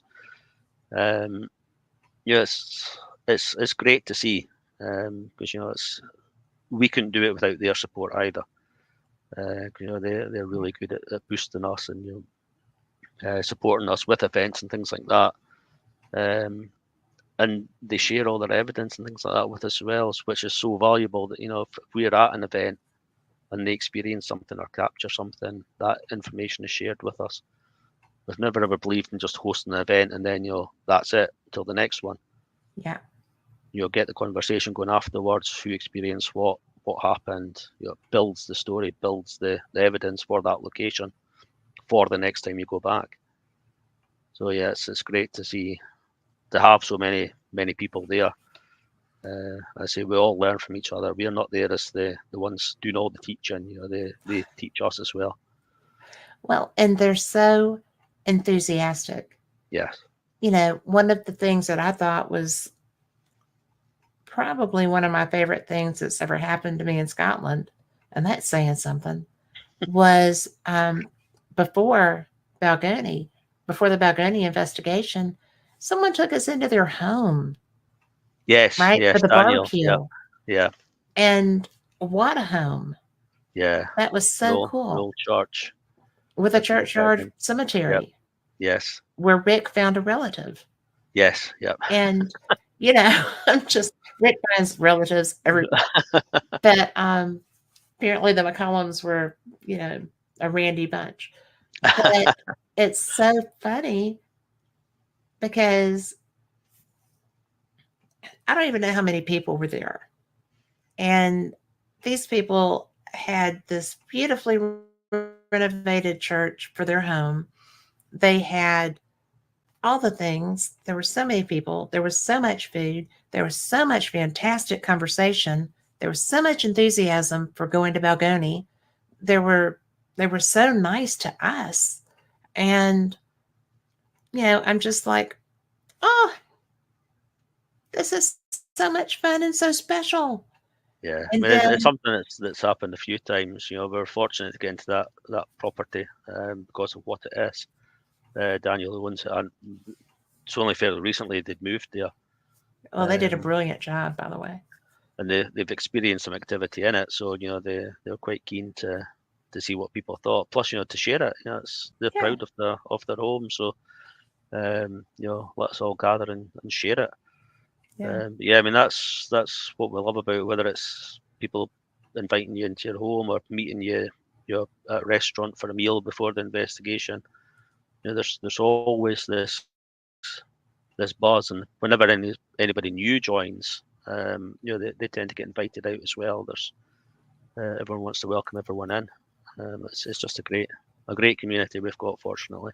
well, your subscriber group is one of my favorite places to look and just read. I don't comment in there a lot because I'm like, I'm not really there. So, I'm mainly learning and learning about different places that I want to ask you to take us to next time and stuff.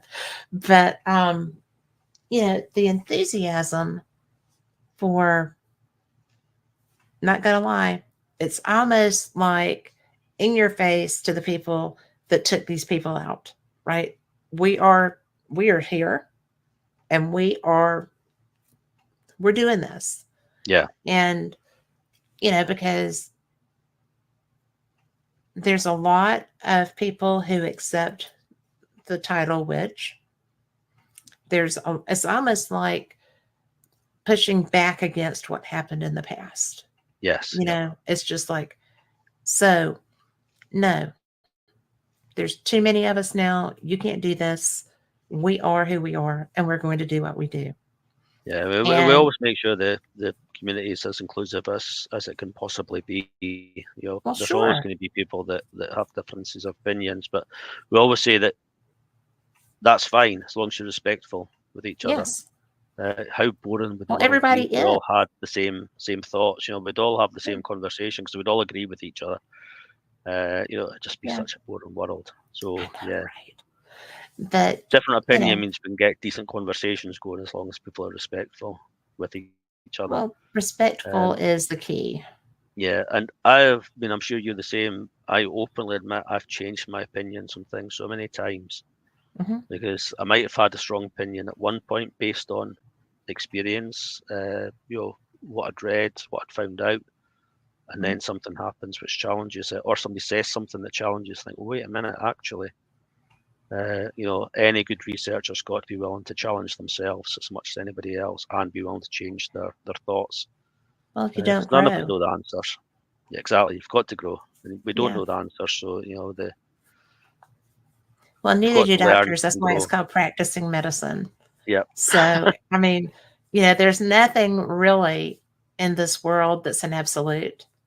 And especially when you're dealing with something that is so, um, so intangible. The paranormal is by its nature intangible.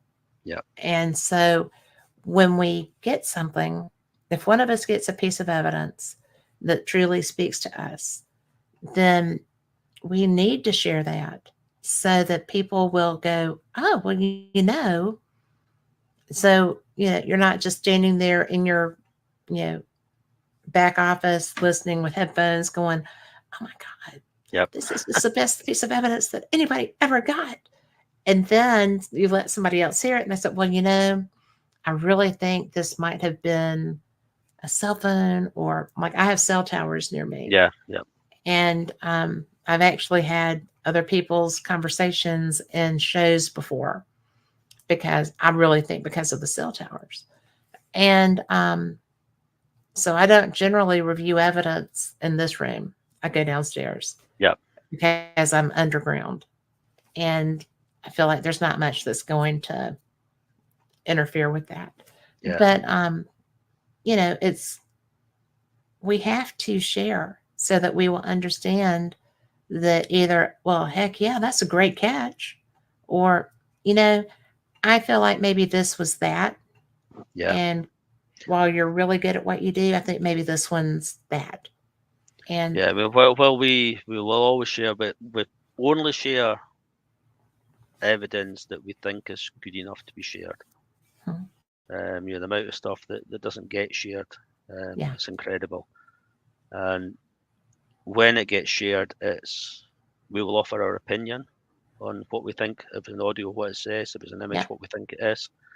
Um, but we are open to other people's interpretations. If they think they hear something different or see something different, by all means share what you hear. We all have different ears. Generally, if it's an audio, we need to be pretty sure of what it is. Well, Ryan does, because he, as I say, he does it all.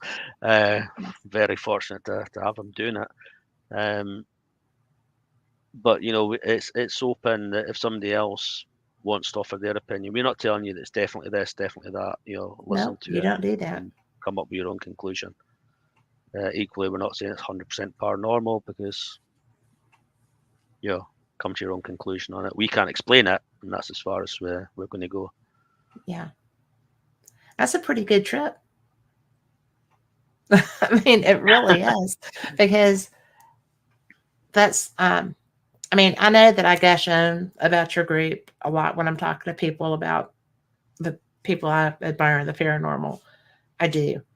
But, you know, y'all are my first experience with a team. I mean, because I've done y'all before the shows, you know, prior to, becoming, Ryan of the telly. Yeah, That I did do that to him. I did that to him. It was fun. But it was it was just you guys, you know, going out and doing what you do and sharing on Facebook, and then catching people's eye because you do have good catches. And it's just I like that you don't necessarily call yourselves ghost hunters, yeah. I mean, because we always say we're nobody wants to be researchers. hunted. No, I don't want to be hunted, you know. Um, and I think the level of respect that you bring to the field is why you've gained so much respect in the field. thank you. But Well, yeah, I mean, we do try to. We're not here to judge anybody. People use different methods. People use different methods. That's absolutely fine. We we would never ever tell somebody that something doesn't work. If we're not sure Right. ourselves, we understand how does it work, and then trial it. As I said earlier, the understanding is the most important thing. I did that when Echovox, as it was, first came out as a app. Mm-hmm. Me, it was a phone app. Come on, eh? Radio waves, telephone, all the Yeah. rest of it. And I would ask numerous people, how does it work? Nobody could tell me. People were telling me, oh, it was designed to do something else, but accidentally started picking up ghosts. I think that's the story of the Frank's box. That's not this. Yeah. And it wasn't until I was speaking to Ryan about it that he could explain how it works. And, right, okay, now I'm getting someplace. Let's trial it.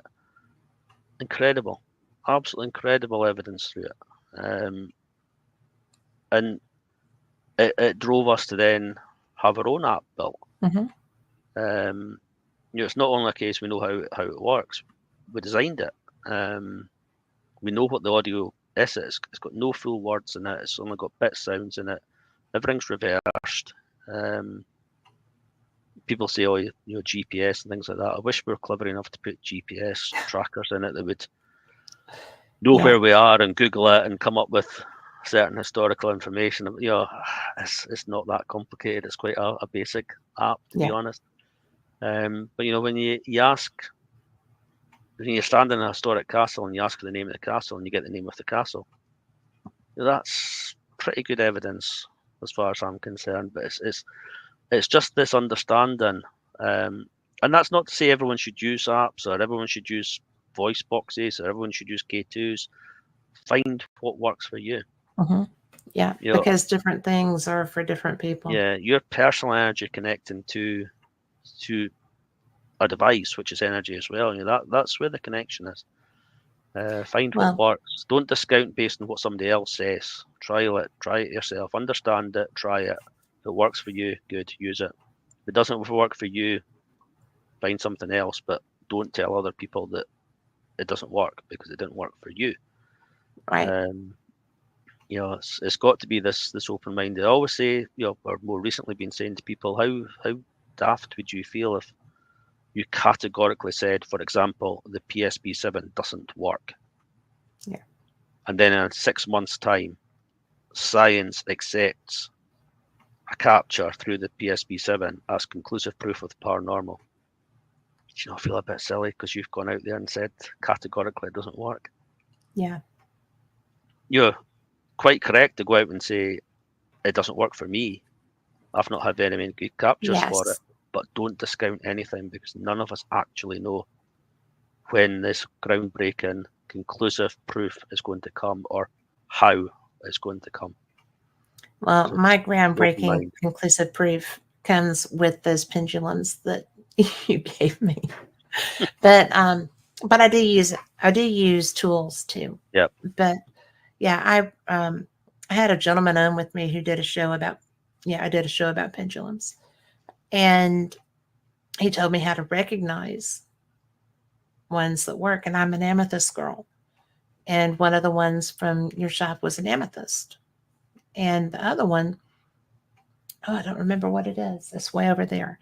But if I have lost something, and I have house spirits that are goofy and they do strange things sometimes with my stuff. But I can take that amethyst pendulum and say, I need you to show me where this is because it's important. Mm-hmm. And it is almost like clockwork. It's just unbelievable. Yeah. And I have two other pendulums that are good, but they're not that good. Yeah. So you can't, like you said, you can't discount if you're not doing it or if it's just Yeah. something And that obviously you doesn't work for found you. the particular stone crystal, the amethyst, that's what your energy has that connection with. Yeah. So that's what works best for you. Somebody else may try it and it doesn't work so well for them, but one of the ones that don't work so well for you might work better for them. It's Mhm. all about this connection. Well, relevant to that, do you know where Rake Castle is? Yes, yep, I've been there a couple We of went, times. we went there, and one of the girls was using dowsing rods. Yes, yep. I love dowsing rods. So I Are people watched for a discounting them? while, and it started getting a little slower. And I said, "Can I do that?" And she was like, "Yeah." And she handed them to me. And so I was getting responses, and I was, yeah, enjoying myself with that, because that's, to me, that's effective. Hmm. And do you know that I got burned on my hand Oh by no, I those didn't know dowsing that. rods? Yeah. And I was just like, oh my gosh. And Mikey took a picture of it, because I was like, this is so weird. The only other time I've been burned was by red jade. And it was a man's stone that he was really excited about, and he handed it to me, so that, he said, feel Yep. this. And so I closed my hand on it. And when I opened my hands up, I had a burn there too. And I was like, well, never jade, Yeah. never red jade. And now I was just like, I'm never using Bonnie's, you know, dowsing rods again. But I could throw something else at you. What's that? From that, Rate Castle is haunted by the handless woman. So was she put the impression on your hand through the dowsing rod I didn't know of, that. yeah, it's a handless woman that haunts the castle. She it was connected to clans, disagreements between clans, and the daughter of the owner of Laird of Rate Castle was in love with a man from the opposite clan, and I can't remember the exact story, but there was a battle. They fought at the castle, and she tried to escape. And as she tried to escape, she went out the window. She was holding onto the windowsill, and the story is that he sliced her hands off, so she fell to her death. I did know that story, So but I had you know, not realized it was, I would wow. just ask the question: is it the dowsing rods, or is it the spirit of this handless woman putting that impression, showing you where her injury that ultimately led to her death Oh my was? gosh. So again, I would just try the dowsing rod someplace else and see what happens. It's, Interesting. Well, I if ordered it a happens set again, just like it's definitely those. the rods. Yeah. But if it doesn't happen again, it's possibly spirit impression from that castle itself. Well, I mean, I dowsing rods actually are one of recently these. Yeah, ordered them. yeah. I mean, I've got to say I don't use them that much, but it's one of these areas that people discount, people don't believe, but our water board still uses them to find leaks. Yep. I was watching a television show the other night about crystal hunters in Hmm. Australia. And they're using the dowsing rods to find the crystals, so there's something in them. I I do believe them. I I didn't used to, because they're so easy to manipulate, Yeah, I think right? that's the problem. Anything like that that's easy to manipulate, people unfortunately do manipulate, and that Yeah. then gives anyone that doesn't want to believe in it all the evidence they need to say they don't Yeah, work. I've used them a couple of times on true investigations, like home investigations and stuff, where people needed real answers. And I like them better than just about any other piece of equipment for stuff like that, Yep. because they're an immediate, they're visual. Um, you know, I like using a voice recorder that's attached to a speaker, and I I just like things that people can see immediately or hear immediately. Yeah. Yep. And with the SB7, there's so much noise that it's very individual. Yeah. People will Yeah. I hear mean, what they we want to get hear, that at events when we use things like that. Some people will hear it, other people don't hear it. It's or not they until hear you then different go away. things. Yeah, it's Yeah. not until you go away and do the analysis and clean out all that background noise that you really capture. But equally, that background noise is necessary to get the captures. So it's a no-win situation. I know some people, there's a setting on the PSP7 to remove the background noise, but Excuse me. Yeah. anytime I've tried that, I've never had really anything coming through it. It needs that background noise to create It sound waves does. that Spirit can then remanipulate into into whatever they want to say. Well, I have the Scottish Paranormal app. I like it. I've tried Echovox. I have a very difficult time with my settings on that. Yeah. So I'm not really Yeah, EchoVox enthused. is definitely a bit more complicated. As I say, everyone's pretty It is. straightforward. What I should have It's, done is had, one of you guys or Ryan, set it for me while I was there, but I yeah, didn't yeah, think of that. But it's I like tools. yeah. I do. Again, though, with our app, we'll happily show you the settings we use. Yeah. That's not to say they're the best settings for you as an individual. Well, For your hearing, there may be a slightly different setting that lets you hear better. So, though we're always happy to share the settings we use, we always encourage people to try different settings, find what works well, best for you. we will talk about that getting getting me set where I I trust y'all and I tend to pick up stuff when y'all do. Yep, So I'll try your settings and if they don't work, I'll play with it some more. yep, yep. But I'm a big believer in the good use of tools. So I actually, my thermal imager, I don't have like a big fancy one. I have a literal HVAC tool Yep, yep. that does video and and screenshots because I want something that I know works for other applications and maybe it'll work for mine too. Yeah, you exactly. know? We've got it's Seek Thermal that we use, Yeah. and yeah, I mean they're quite interesting. But again, you've got to understand how they work.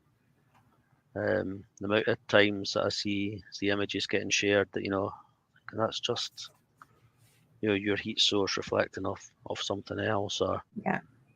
you've had your hand. Whenever we use the thermal imagers at public events, I'll always put my hand down someplace, for a couple of minutes, then take it off, and then show people how long that heat source stays in the shape of a handprint. Hmm. Um, I set mine for cold. right, yeah, I look for cold.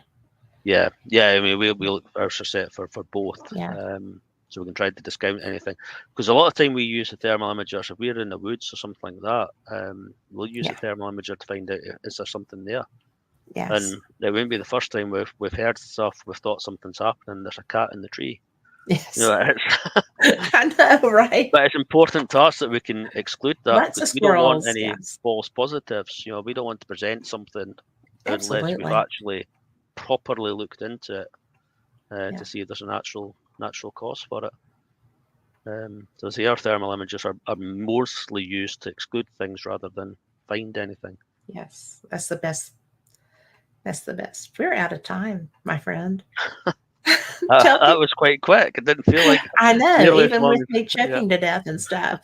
So, tell people real quick where they can find you. I've got your G Stewart. I can't read my own hand. Horror dot Yeah, weebly that's dot an com. old Yeah. old website. Well, tell people where they can find you. Yeah, hauntedexplorer.co.uk and scottishwitches.co.uk are my two websites. Both drastically need updated and Mine too. get Don't feel put back bad. into use. They've not been used for a long time, so we've just been too busy. And on across social media, you'll get Haunted Explorer, obviously for myself. Scottish Paranormal is the team, and Haunted Scotland Investigates is the overall group. And we also have Ryan who works with us. You'll get him on Ryan O'Neill Official, and Yes. Lee Dunn, who we work with a lot. Brilliant. Again, just look up his Yeah. name. And Louise, you probably found Louise as well. Hmm. She's Angel Cards. She does a lot of spiritual stuff on that as well. And we have recently launched a new Scottish Paranormal website, which we are encouraging people because we're trying to build up what we aim to be the most inclusive database of haunted locations in Scotland. So that's just simply scottish-paranormal.co.uk. we share blog posts on there on a regular basis, just telling historical stories, ghost stories, Yeah. with history behind it. We share analysis, we share events and things like that on there. But I say we are now in the process of building a huge database, which is going to be a massive amount of work. But we're daft and we do things like that. So yeah, that anyone going to the Scottish Paranormal website, or the portal as we call it, Yes. you can sign up for free membership, which just means that you will get updated whenever anything gets posted in there. So you can go on and check. You don't have to keep checking the website. You'll get notified when something new goes on. So yeah, that's quite a task, that one, but we're quite excited about it as well. Well, I'm quite excited about it too, because I'm so proud of the work that y'all do. I'm so proud that you're my friends.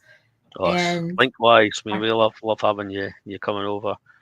well, I Rick's just obviously think been you coming guys over are. for a lot of years to see us, and we love it when he comes over, and we love it when he brings other people that become friends as well. Yes. So it's great. It's we all Well, learn from each other. I think so too. And I'm so glad to get those opportunities. So, for everyone listening, thank you so much, because this has been my color Kool-Aid. This is my friend. This is one of the best investigators I know. He's a brilliant author, and he's just a good human. So, And Greg, I'll say thank thank you. you to everyone as well. And thank you very much for having me. All Anytime, right. because I think we've only really scratched the surface, to be honest. We have. We're going to have to do this But again. anytime that you're at a loose end and need somebody on, just give me a shout. I will do that. So, good night, everyone. Night.